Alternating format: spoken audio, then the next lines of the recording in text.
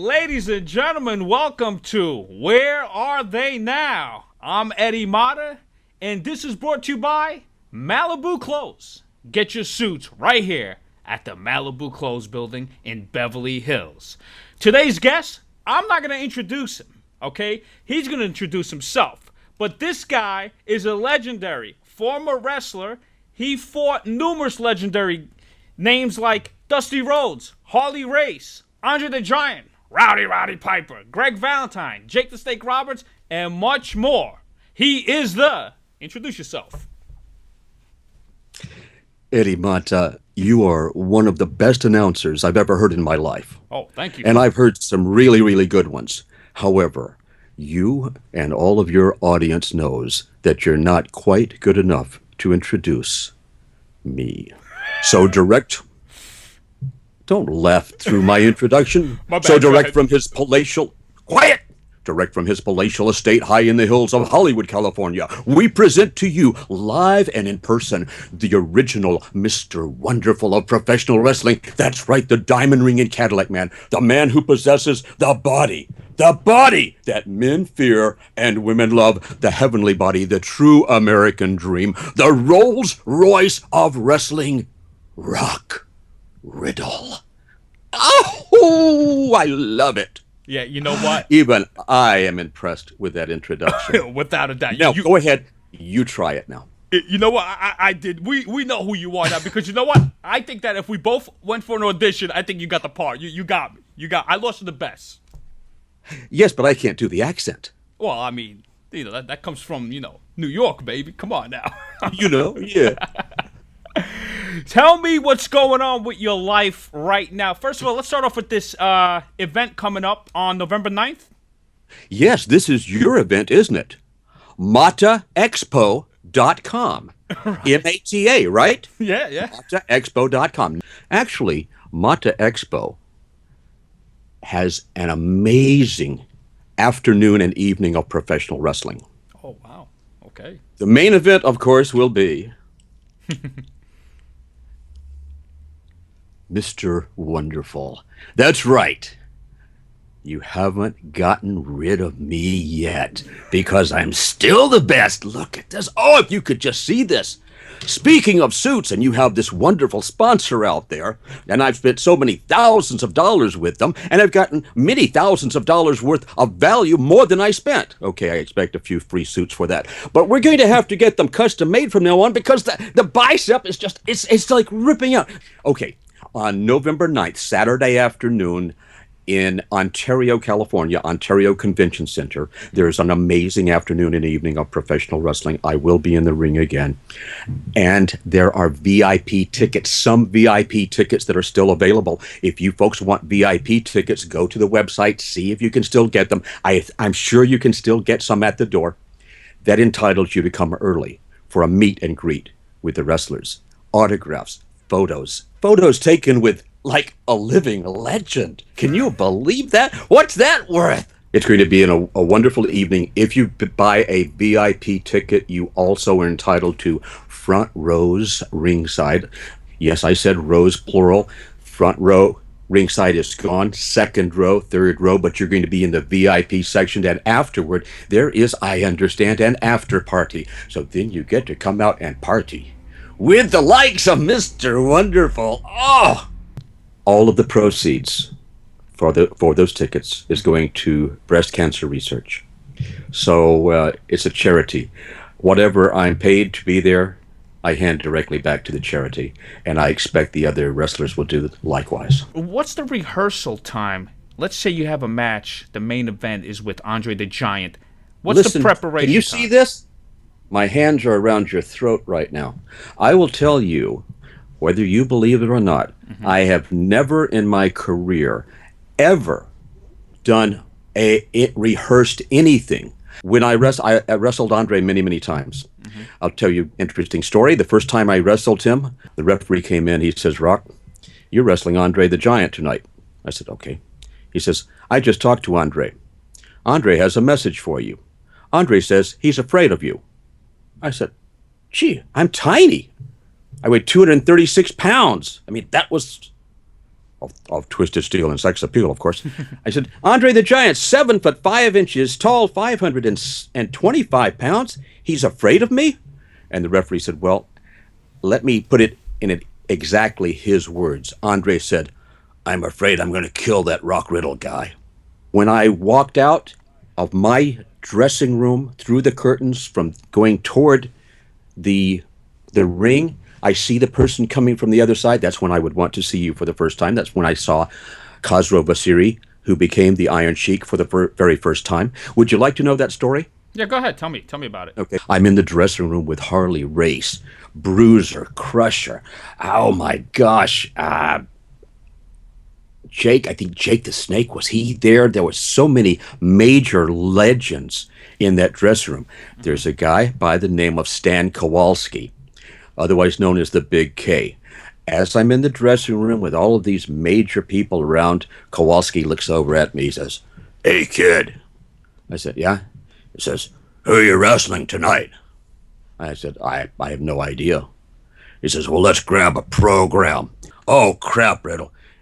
We're wrestling that Khosrow Vasiri guy. I said, okay. I had never heard of him. Didn't know who he was.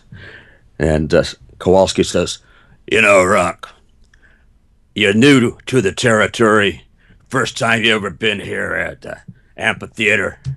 You know, you look like a real good guy. If I didn't like you, I wouldn't tell you this. That guy, he's a bit of an a-hole. Now, when you go in the ring with him, if he wants to be that way, and if he's just like, whoa, I wants to be really, really, really super hard and tight with you, what you got to do, Rock, is you put him against the rope. You lean him over against the rope, and you haul off, and you hit that guy. And I mean, you hit him. When you do that, he'll get some respect for you, and he'll back off a little bit, and you can have a wrestling match. When the match was over, I go into the dressing room. Stan Kowalski, he's laughing too, but he's like rolling on the floor. He says, I thought they'd bring you back on a stretcher, kid. Do you know who that was you just wrestled? That's Khosrow Vasiri. He was a gold medal winner. He won a gold medal in the Olympics. He's a personal bodyguard of the Shah of Iran. He's one of the toughest SOBs in the world. I said, so Stan, in other words, welcome to the American Wrestling Association. He says, welcome to the AWA, kid. There was my initiation. This man, who became the Iron Sheik, was one of the best professional wrestlers in the world. He was one of the toughest people on the planet. He could have twisted me into a pretzel at any moment. So that's what we call a rib in the entertainment, in the wrestling business, like a joke. We're going to put the people on. Hey, this is a great rib. Let's tell Riddle that this guy's stiff and to hit him. That kind of a thing. You know, Diamond Dallas Page, Yes. his mentor was Jake the Snake. Who was your mentor when you came up as a wrestler? Who took you under his wing? When I was 14 years old, I saw my first professional wrestling match, and I saw this bleached, blonde, bad guy, tanned. His name was Rip Hawk. And he was cocky and condescending and arrogant. And at that point, I said, wow, I finally have a role model. The announcer, a wonderful announcer similar to you, sir. The announcer came over. He also announced on television, and he says, so what do you have there? I said, it's like a card that I made. He says, could I see it? I said, well, and then he took the card. He said, oh, Rip Hawk fan club. I'm going to take this down in the dressing room and show Rip. And I'm, oh boy. I hope he sees the humor in it that I put in there. And I hope he doesn't be upset by this. So he came out and he looked at me and he says, hey kid. I said, yes, sir.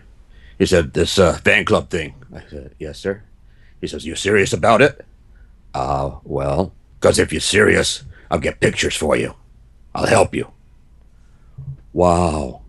Now, The following year, I'm talking to my hero, this amazing, amazing pinnacle, icon of professional wrestling, Rip Hawk. And he says this. He says, "So, Rock, what are you going to do when you grow up, boy?" I said, "I'm not." He says, "What do you want to be?" I said, "Well, I'm not really," because I was skinny and shy, as you might imagine by talking with me now. And he said, "So, you want to be a wrestler when you grow up, kid?" I said, "Well, I would like then by then maybe 129 pounds." He says, "Think you could do it, kid?" I said, and then the bombshell. He looked at me in the eyes and he says, "I think you can do it." My hero, one of the greatest in the world, an expert, if there ever was one, on professional wrestling, looked at me in the eyes and says, "Kid, I think you can do it." Most memorable match of all time. Give it to me. I would say there were many, many memorable matches. The most memorable matches were Rock Riddle, Mr. Wonderful, versus Pat Patterson. Pat Patterson was the senior vice president of WWE. Of course, he was the Intercontinental Champion. I wrestled him many, many times. What's the difference between wrestling now and in your days? Well, or is there a difference? I think there is. I think, gosh, I have to be careful what I say. I think it's considerably more dangerous now than it was.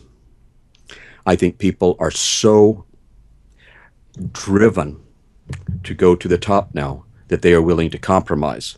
They are willing to compromise their bodies. They're willing to do more and more dangerous things that are totally unnecessary.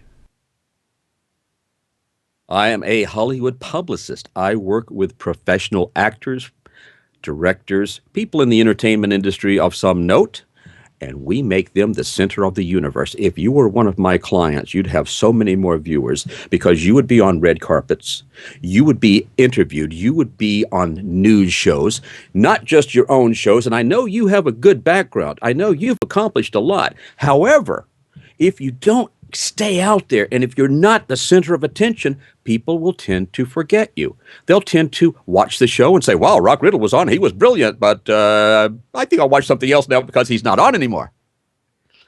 As I wink to you. But I make life wonderful for people in the entertainment industry, help them to achieve their dreams and goals. Well, obviously, I just want to let you know, you had an excellent career. You look great. You look healthy. You help people out.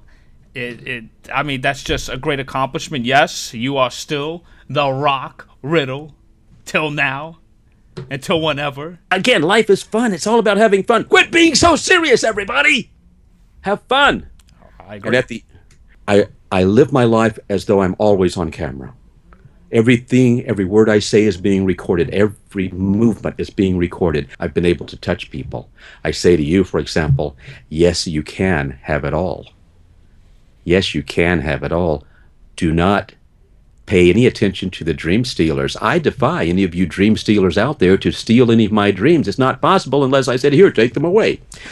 On November the 9th, Saturday, November the 9th, at the Ontario Convention Center in Ontario, California, there is a major afternoon and evening of professional wrestling, the likes of which you have never seen before. If you have never seen me in the ring, and I'll be very serious with you because I've been playing with you back and forth a little bit, and I've been in character and out of character. As humble, I'll be humble a little bit here and say, if you have not seen me in the ring, come out and see me in the ring. Because whatever your expectations are, if your expectations are here, I'm going to give you I'm going to show you stuff beyond, and you'll be able to see live and in person the amazing diamond ring and Cadillac man, the Rolls Royce of wrestling himself.